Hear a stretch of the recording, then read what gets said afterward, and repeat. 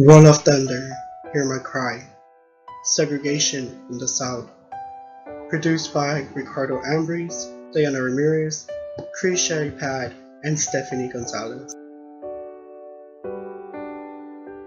Segregation. The action or state of setting someone or something apart from other people or things, or being set apart. In the South, it was the enforced separation of different racial groups in the country, community, and establishments. When the U.S. entered World War II, the South was a segregated society. Everything in communities was separated by race. Schools, restaurants, hotels, elevators, public restrooms, hospitals, drinking fountains, and even prisons. Roll of Thunder, Hear My Cries, Chapter 2, page 48. Little man, chest deep in water, scooped up a handful of mud and in an uncontrollable rage, scrambled up to the road and ran after the retreating bus.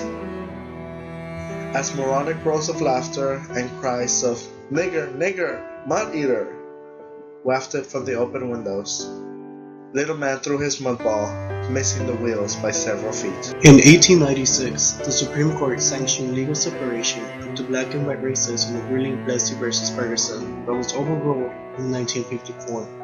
Separate but equal.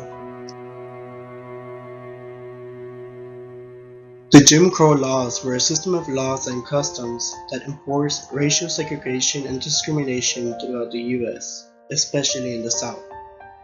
These laws meant that black people were legally required to attend separate schools and churches, use public bathrooms marked for color only, eat in a separate section of a restaurant, and even sit in the rear of a bus.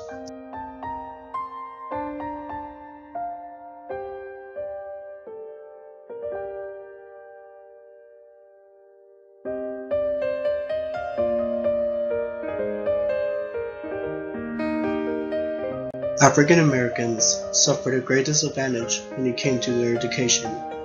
There was hardly any funding going towards predominantly black schools. These buildings were often unfit with few desks and fewer books. If the school was fortunate enough to receive any textbooks, they would be in tattered and in horrible conditions. Roll of Thunder, Hear My Cries, Chapter 1, page 25 to 26.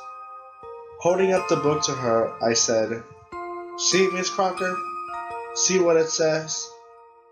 They goes these old books when they don't want them no more." Racism and Defenses of Jim Crow. White Southerners encountered problems in learning free labor management after the end of slavery, and they resented black Americans, who represented the Confederacy's Civil War defeat. With white supremacy being challenged throughout the South, many whites sought to protect their former status by threatening African Americans who exercised their new rights.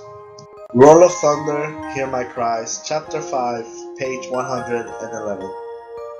Whose little nigger is this? Whose little nigger is this? Bellowed Mr. Barnett. Everyone in the store turned around and stared at me.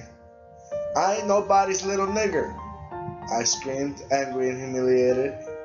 "And you ought not be waiting on everybody, for you wait on us." Roll of Thunder, Hear My Cry, Chapter 8, page 177.